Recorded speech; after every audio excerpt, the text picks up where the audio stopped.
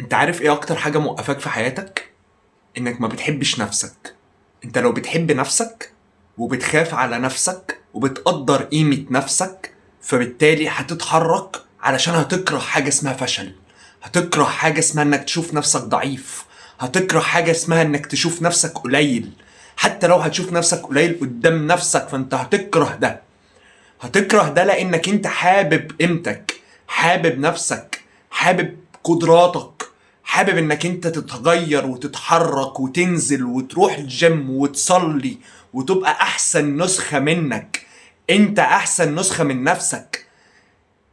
خليك نفسك، خليك نفسك اللي انت بتحبها، خليك نفسك اللي انت عاوزها. Be the change that you want to see. خليك التغيير اللي انت عايز تكونه، مش اللي غيرك عايز يكونه، ومش اللي انت شايفه على السوشيال ميديا، ومش اللي انت شايفه. اللي انت عاوز تكونه. انت عاوز تبقى ايه؟ اقعد مع نفسك. امتى اخر مرة قعدت فيها مع نفسك؟ امتى اخر مرة شفت انت نفسك في ايه علشان تبقى شخص احسن، عشان تبقى النسخة الجديدة منك؟ خليك الفيرجن الجديد. طور نفسك، اقرا كتير، اتعلم كتير.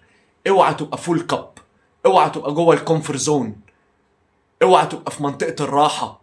دايما الحل بره منطقة الراحة، دايما النجاح بره منطقة الراحة. افتكر ده كويس وحطه جوه دماغك علشان تبقى شخص ناجح.